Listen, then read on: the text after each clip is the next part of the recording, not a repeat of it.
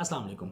जैसा कि आप सब जानते हैं कि बकरा ईद आने वाली है, ईद उल अज़हा आने वाली है। तो आज मैं एक ऐसा टॉपिक आपके लिए लेकर आया हूं जो आप बकरा मंडी जाने से पहले ज़रूर देख के जाइएगा। सबसे पहले आप ये कुछ तस्वीर मुलाहिज़ा फरमा लें।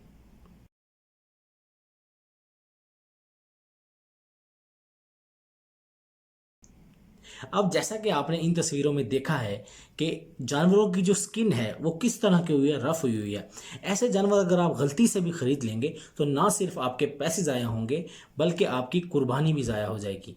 ये एक ख़तरनाक बीमारी है, इसे कहते हैं लंपी स्किन डिजीज़, LSD। ज़्यादातर ये बीफ में, ये जो गाय होती है, भैंस होती है, इसमें होती है। हाउएवर ये बकरियों में, दुम्बों में, इनमें भी हो जाती है। अब लंपी स्किन डिजीज़ जो इन तस्वीर में आपने मुलाहिज़ा फरमाई है वो तो बहुत ही सवेयर कंडीशन है जो देख के नज़र आ जाती है। अब लंपी स्किन डिजीज़ अगर आपको इस हालत में नज़र आ रहा हो कोई जानवर तो वो तो ज़ाहिरी बात है आप नहीं ख़रीदेंगे।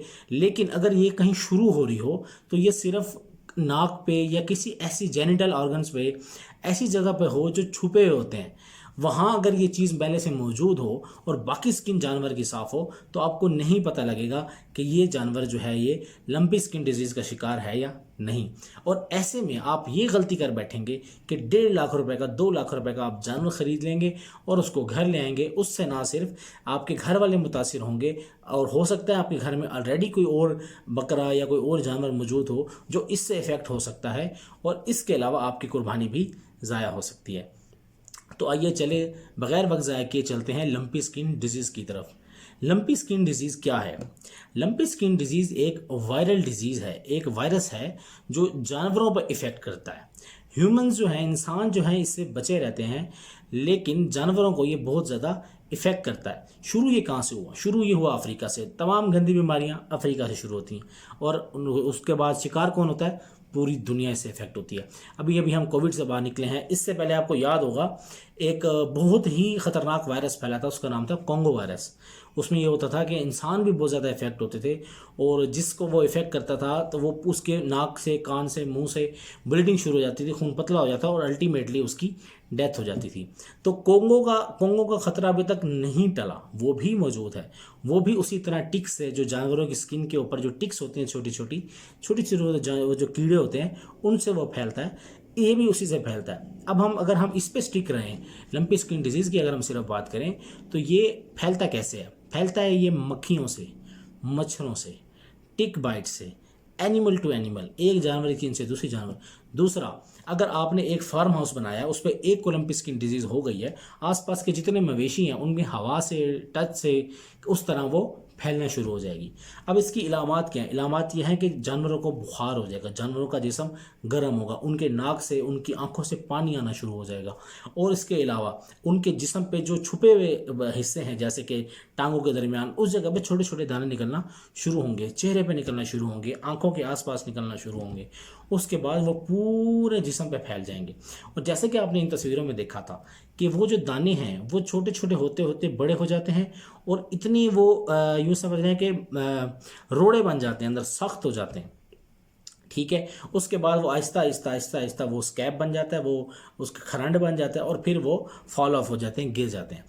टोटल अगर आपने उस जानवर को देखना है तो वो जानवर टोटल 6 महीने के अंदर रिकवर होता है। अब ज़ाहिरी बात है, 1 महीना नहीं रह गया जानवरों को, अभी ये ईद उल अज़हा आने वाली है, कुर्बानी करनी है। तो इस दौरान आपने ये बहुत बहुत ख्याल करना है कि आप जो जानवर ख़रीद रहे हैं उसके अगर ज़ाहिरी तौर पर उसकी स्किन ठीक है तो उसके आपने अंदर चेक कर लेना है कि कहीं उसके जेनिटल ऑर्गन्स में, टांगों के दरमियान या छुपी हुई जगह पे तो कोई दाना नहीं। अगर वहाँ कोई दाना मौजूद है तो हो सकता है कि वो लंपी स्किन डिजीज़ शुरू हो रही हो और वो बाद में जब आप घर ले आए जानवर तो 10 दिन बाद या 8 दिन बाद अभी वो जानवर जो है वो लंपी स्किन डिजीज़ का शिकार हो जाए, उसके पूरे जिस्म पे फैल जाए। जब वो पूरे जिस्म पे फैल गया तो उससे ना सिर्फ आप ख़तरे में आएंगे बल्कि आपके पैसे भी डूब जाएंगे और कुर्बानी भी ज़ाया हो जाएगी। तो ये आप ख़ास ख्याल रखें। दूसरा, इसमें अहम सवाल ये उठता है कि क्या अगर हम ऐसी जैसा जानवर ले आते हैं और उसको उस वक्त तक वो ज़ाहिर नहीं होती और हम उसकी कुर्बानी कर लेते हैं, तो क्या उसका गोश्त खाने से हम इफ़ेक्ट होंगे या नहीं? ऑफ कोर्स होंगे। अगर हम सही तरह कुक मीट नहीं खाएंगे, अगर वो सही तरह बीफ का जो मीट है या मटन का जो मीट है वो सही तरह कुक नहीं है, तो अल्टीमेटली आप उसका शिकार हो सकते हैं। लेकिन जो ह्यूमन में इसके चांसेस हैं वो कम हैं, इंसानों को ज़्यादा इफेक्ट नहीं करता। हाउएवर आप इससे बचे रहें, क्योंकि इसके जो सेकेंडरी डिजीज़ हैं, जो इससे बैक्टीरियल इन्फेक्शन होते हैं मज़ीद बाद में, वो ख़तरनाक हैं, तो हमें इससे बचना चाहिए। इसके अलावा आप जब जाएंगे अब बकरा मंडी, तो ग्लव्स वगैरह मास्क वगैरह ज़रूर पहन के जाइएगा, बिकॉज कॉन्गो तो है ही है, ख़तरा तो है ही है। ग्लव्स पहन के उनको चेक करें, हो सकता है वहाँ पे कोई माइट मौजूद हो जो आपको काट ले या आपके कपड़ों में ट्रांसफ़र हो जाए और अल्टीमेटली आप खुदा ना खास्ता, अल्लाह ना करे, कॉन्गो का शिकार हो जाए। और अपने बच्चों को ख़ास करके ना लेके जाएं। अगर वो जाना चाहते हैं, अगर वो ज़िद करते हैं, तो पूरी एहतियात के साथ, प्रिकॉशन मुय्यर के साथ ज़रूर जाएं। ये एक अच्छा मौका होता है मंडी घूमने का, बच्चों के लिए सैर व तफरीह है, बच्चे जानवरों से खुश होते हैं, आई नो दैट। तो आप लोग जो है उनको भी ख़ास ख्याल रख के मंडी लेकर जाएँ और उनको जानवर ख़रीद कर दें। इसका जो ट्रीटमेंट है, इसका जो इलाज है, उसकी वैक्सीन ऑलरेडी मौजूद है, 3 किस्म की वैक्सीन हैं। लेकिन हाउएवर इसका it is very difficult to treat, आसानी से ये ट्रीट नहीं होती।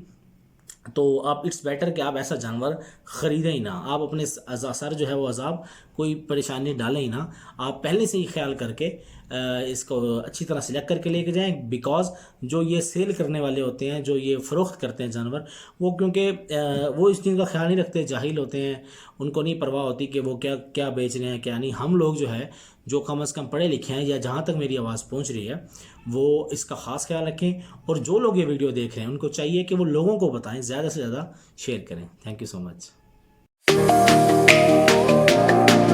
आप में से जिन लोगों ने अभी तक मेरा चैनल सब्सक्राइब नहीं किया, वो अभी इस चैनल को सब्सक्राइब करें और ज़्यादा से ज़्यादा शेयर करें। ये जो मैंने आज बात बताई है, ये बहुत इंपॉर्टेंट है, इसको ज़्यादा से ज़्यादा लोगों में शेयर करें। ईद उल अज़हा आने वाली है, ताकि लोगों को पता हो कि लंपी स्किन डिजीज़ क्या है, कॉन्गो वायरस क्या है, हमें इससे कैसे बचना है। Thank you so much.